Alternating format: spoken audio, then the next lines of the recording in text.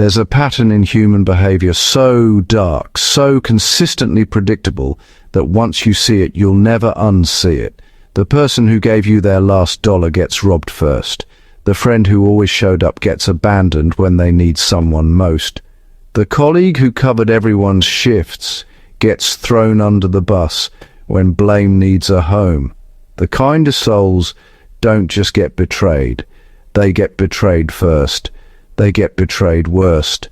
And they get betrayed by the very people they sacrifice the most for. This isn't coincidence. This isn't bad luck.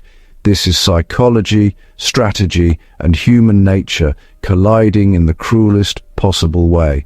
Right now, somewhere in the world, someone is crying themselves to sleep, wondering, how could they do this to me after everything I did for them?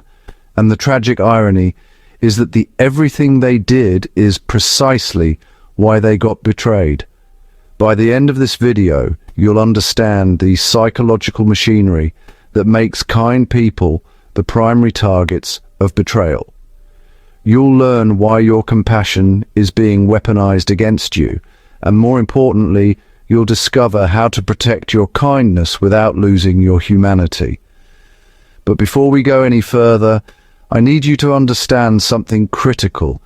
If you're tempted to skip ahead because you think you already know this story, you're about to make the same mistake that keeps kind people trapped in cycles of betrayal.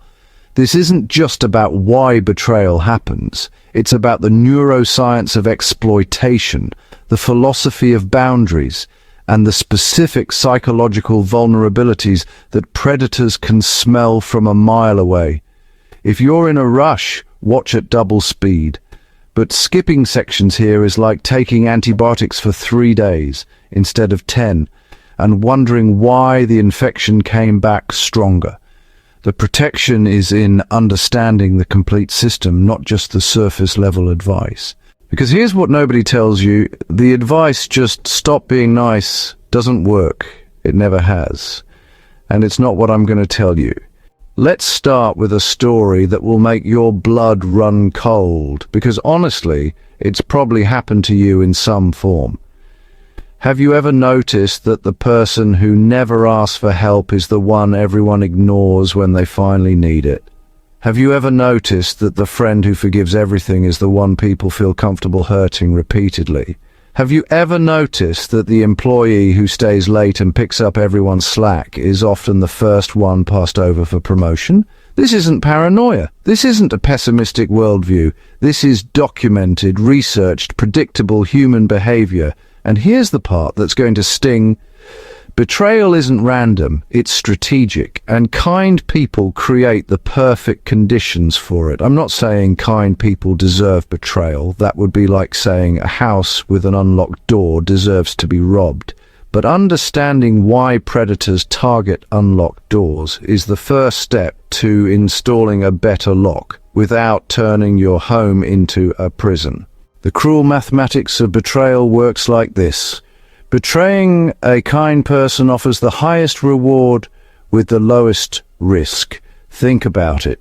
If you're going to betray someone, who would you choose? The person who will scream, fight back, expose you publicly, and make your life hell? Or the person who will cry quietly, blame themselves, and probably forgive you if you come back with a half-hearted apology? The person who has strong boundaries and will cut you off permanently? Or the person who has already demonstrated they'll tolerate disrespect because they understand you're going through something? The person who everyone knows is a fighter? Or the person everyone knows is a helper? Betrayers aren't stupid. They're calculating, and they calculate correctly.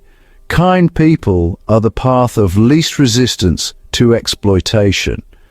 And until you understand why, you'll keep experiencing this pattern while the world tells you to just get tougher without explaining how.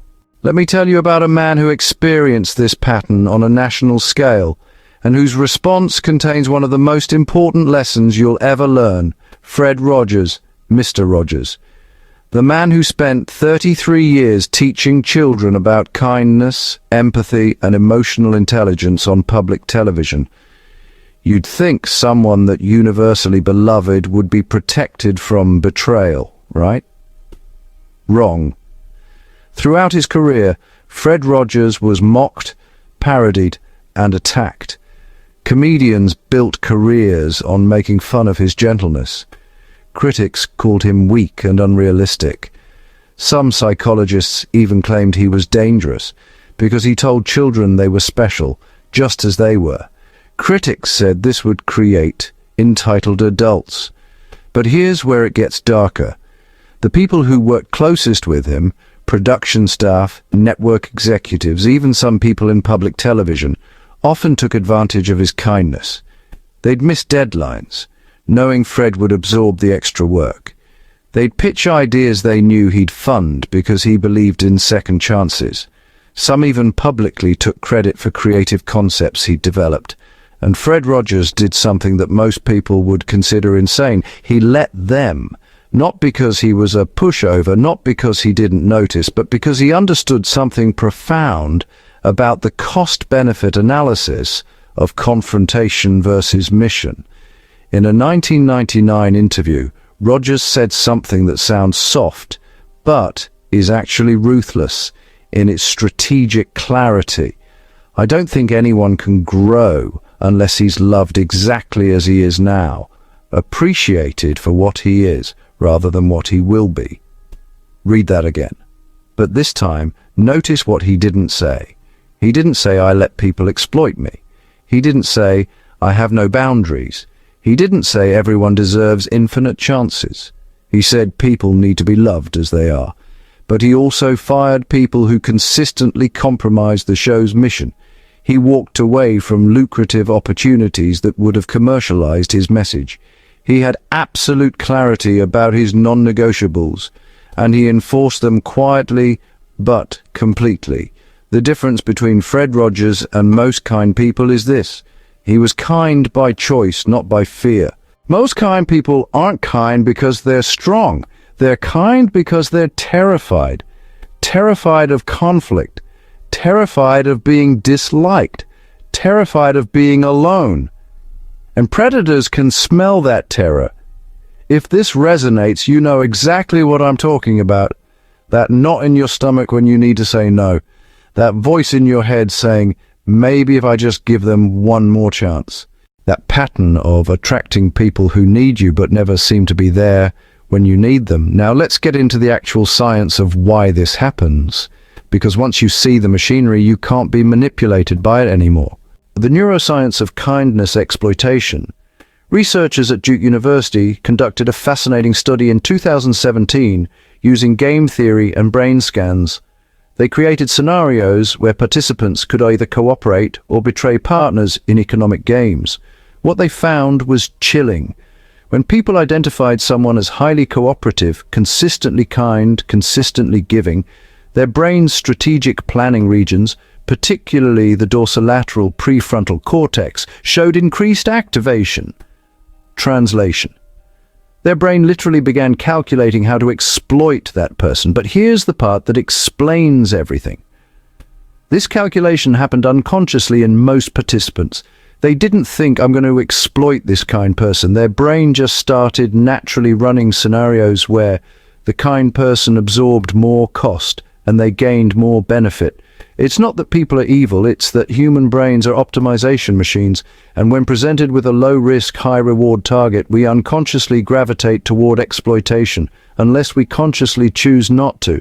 The psychological vulnerabilities that kind people broadcast. Dr. Harriet Braker's research on people-pleasing identified what she called the disease to please, a set of psychological patterns that make certain people predictable targets.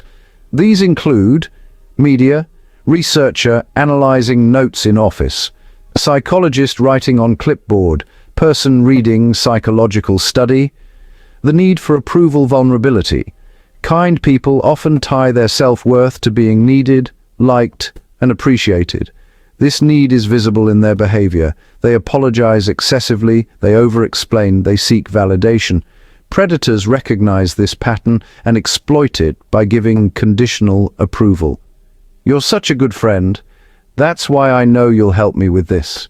The conflict avoidance signal. Most kind people will do almost anything to avoid confrontation. They'll absorb mistreatment, swallow their anger, and rationalize betrayal rather than have a difficult conversation. This creates a safe environment for betrayers. They know the kind person won't fight back effectively. The empathy, overextension trait. Kind people pride themselves on understanding why someone hurt them. They're going through a divorce, they had a rough childhood, they're just stressed. This empathy becomes a weapon in the betrayer's hands because it guarantees forgiveness without genuine change. Comment below if you've ever found yourself making excuses for someone who hurt you repeatedly. You'll help others feel less alone in recognizing this pattern.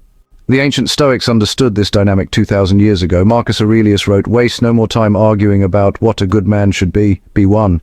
But Epictetus added the crucial caveat, "First learn the meaning of what you say and then speak."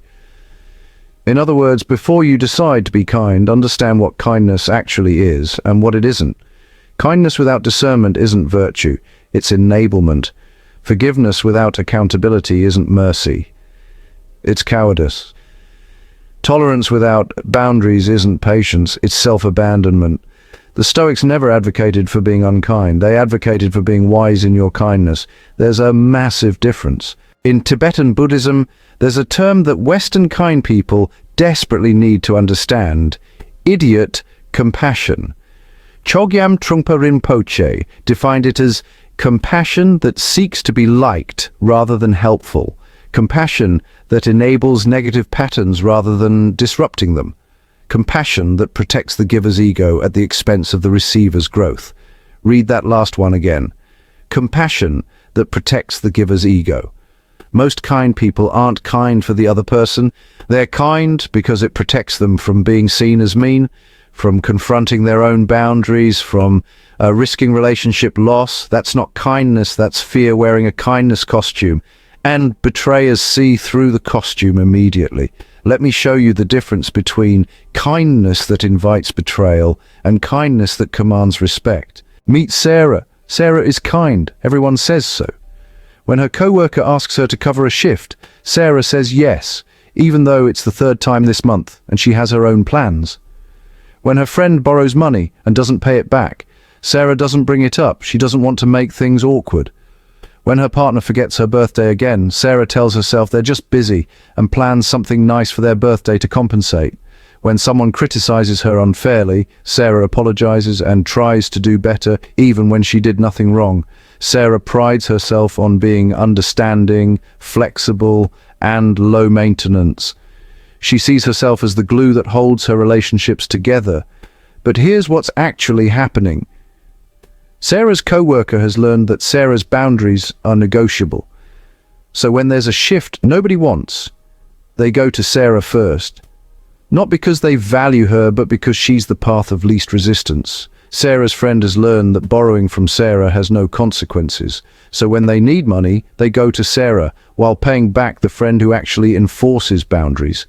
Sarah's partner has learned that forgetting important dates doesn't cost anything. So Sarah's needs keep getting deprioritized below things that do have consequences. Sarah's critics have learned that attacking her works. She'll absorb the blame and try harder. So when things go wrong, Sarah becomes the convenient scapegoat. Sarah isn't kind. Sarah is afraid. And everyone around her knows it, even if they'd never say it out loud. Now meet James. James is also kind, but differently. When his co-worker asks him to cover a shift, James checks his boundaries first. If he can genuinely help without resentment, he does. If he can't, he says, "I can't this time, but I can help you find someone else." He helps problem solve without absorbing the problem. When his friend borrows money, James is clear up front. "I can lend you this, but I need it back by the end of the month. If that doesn't work for you, let's figure out another solution." He helps within his boundaries, not beyond them. When his partner forgets his birthday, James brings it up directly. "Hey, I felt hurt that you forgot my birthday. That matters to me, and I need you to prioritize it." He states his needs without aggression, but without apology. When someone criticizes him unfairly, James evaluates whether the criticism is valid. If it is, he addresses it. If it isn't, he says, I disagree with that assessment, and here's why. He doesn't absorb unearned blame. James is kind when kindness serves both parties. He's boundaried when boundaries are necessary. And crucially, he's the same person in both modes, calm, clear, and non-reactive. The difference? Sarah's kindness says, please like me. Please don't leave me. I'll do anything to keep this relationship. James's kindness says, I value you. And I value myself equally. Let's find solutions that honor both. Sarah gets betrayed constantly because betraying her is easy and consequence-free. James rarely gets betrayed because betraying him means losing something valuable. Share this with someone who needs to see these signs. The friend who keeps getting hurt by the same patterns. The family member who can't understand why people keep taking advantage of them. Here's how you remain kind without becoming a target. This isn't about becoming cold or cynical. This is about becoming wise. Step 1. Audit your kindness for fear. Get brutally honest with yourself. For every act of kindness you regularly perform, ask, am I doing this because I genuinely want to, or because I'm afraid of the consequences of not doing it? If you're helping someone because you're excited to contribute and it doesn't deplete you, that's real kindness. If you're helping someone because you're terrified they'll be angry, abandon you, or think less of you, that's fear-based people-pleasing. Real kindness energizes you even when it costs you something. Fear-based kindness exhausts you and builds resentment. Write down 3 recent acts of kindness you performed. Next to each one, write your honest motivation. This exercise alone will change your life. Step 2. Implement the boundary test. Before you say yes to any request, ask yourself 3 questions. Can I fulfill this request without resentment? Does fulfilling this request align with my values and priorities? Would I respect someone who said no to this request? If the answer to any of these is no, your answer should be no, or at minimum, a negotiation. Here's the script. I can't do full request, but I could do smaller version or help you find another solution. This maintains kindness while establishing boundaries. Step 3. Enforce the one-strike rule for respect. This is the most important and least understood principle. People should get multiple chances with mistakes. They get one chance with disrespect. Did they forget your birthday? Understandable. Bring it up and give them a chance to do better. Did they mock you, dismiss your feelings, or violate a clear boundary? That's not a mistake. That's a character statement. The difference, mistakes are about capability. Disrespect is about choice. Kind people give infinite chances for both. Wise people distinguish between them. Step 4. Practice the pause before forgiveness. So here's what most kind people do.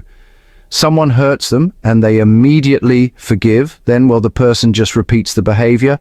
But here's what wise people do. Someone hurts them, they pause, they assess whether there's genuine remorse and change behavior. And only then do they decide. The pause isn't punishment, it's assessment. It's really about asking yourself, is this person actually sorry? Or are they just sorry they got caught? Are they changing their behavior? Or are they simply managing my emotions?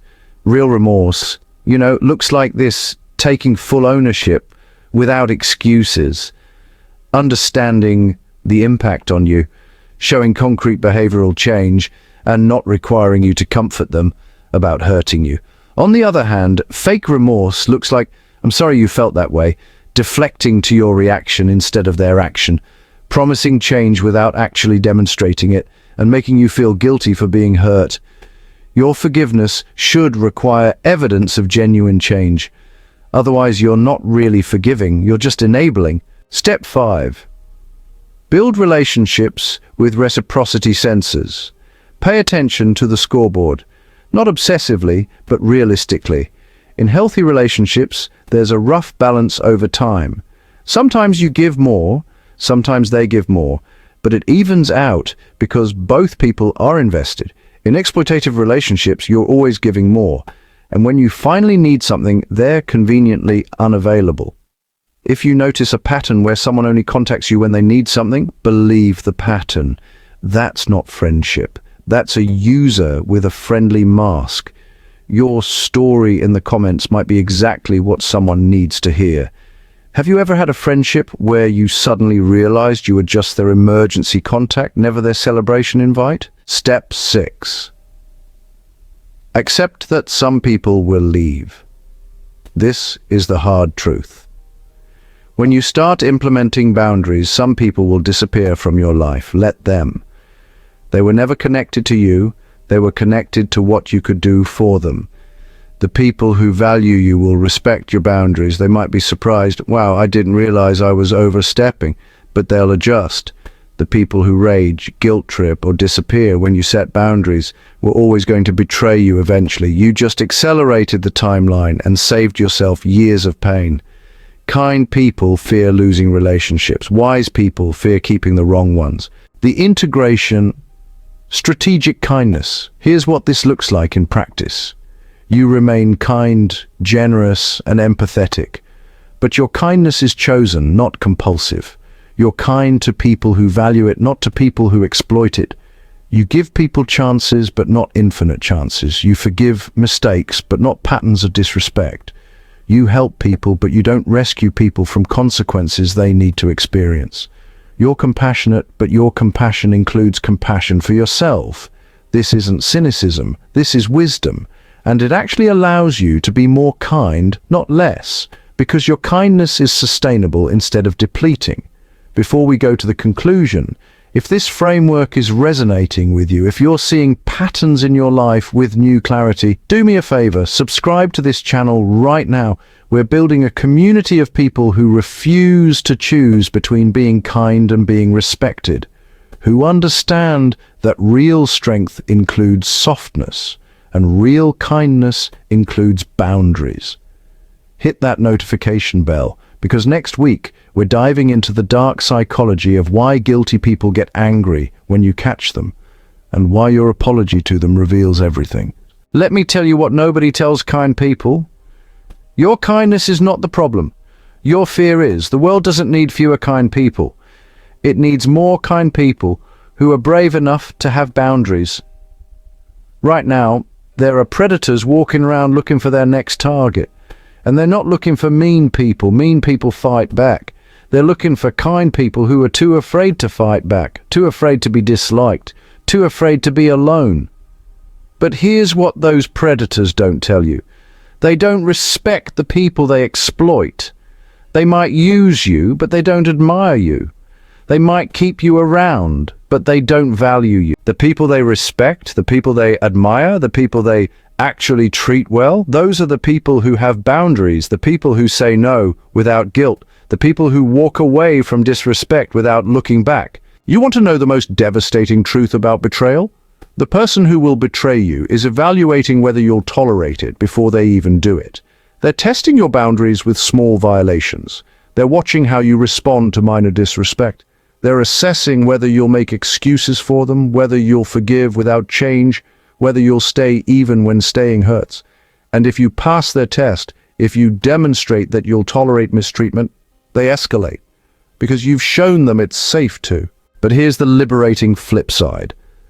When you establish boundaries, you don't just protect yourself from betrayers, you filter them out before they can hurt you. Predators move on to easier targets, users find someone else to exploit, and you're left with the people who are always going to value you. The people who don't need your weakness to feel powerful. The Roman philosopher Seneca wrote, "A gem cannot be polished without friction, nor a man perfected without trials. Your trials with betrayal aren't happening because you're kind. They're happening because you're learning to be kind and wise. Because you're developing the most valuable skill in human relationships, discernment. The ability to tell the difference between someone who made a mistake and someone who's testing your boundaries. The ability to tell the difference between genuine need and strategic manipulation. And the ability to tell the difference between your guilt and their entitlement.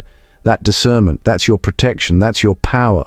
You're not responsible for other people's betrayal. You didn't cause it by being kind, but you are responsible for what you tolerate after the first betrayal. Because here's the pattern. The first betrayal is on them. Every betrayal after that is on you for staying without requiring change. I'm not saying you should become suspicious, cynical, or closed off. I'm not saying you should stop being kind. What I'm saying is, you should be kind to people who actually value kindness, and to people who exploit it. Well, you can be polite, professional, and boundaried, without giving them access to your heart, your resources, or your energy. Some people, honestly, deserve your kindness. Some people deserve your boundaries. And, the wisest people understand which is which. Your kindness is your superpower, but like any superpower, it really needs to be directed intentionally, not just scattered randomly. Superman doesn't fly into every situation without assessing it first. He chooses when to use his power and when to hold back. His strength isn't less powerful because he's strategic about it. It's actually more powerful. Your kindness, well, it works the same way. The goal isn't to stop being kind. The goal is to stop being kind to people who punish you for it. The goal isn't to build walls. The goal is to build gates so you can let good people in and keep predators out. The goal isn't to become cold. The goal is to become warm to those who deserve it and winter to those who exploit it. Share this video with the kindest person you know, the one who keeps getting hurt and doesn't understand why, the one who's starting to wonder if something is wrong with them, the one who needs to hear that their kindness isn't the problem, their boundaries are. And, comment below, who taught you that kindness required self-sacrifice? Was it a parent, a teacher, a religious community, a past relationship? Because until you identify where that belief came from, you can't dismantle it. Your story matters, your healing matters, and you're not alone in this pattern. Remember, the kindest souls don't get betrayed first because they're weak. They get betrayed first because they're powerful. And predators are absolutely terrified of what they'd become if they learned to protect that power. You're learning now, and that, honestly, changes everything.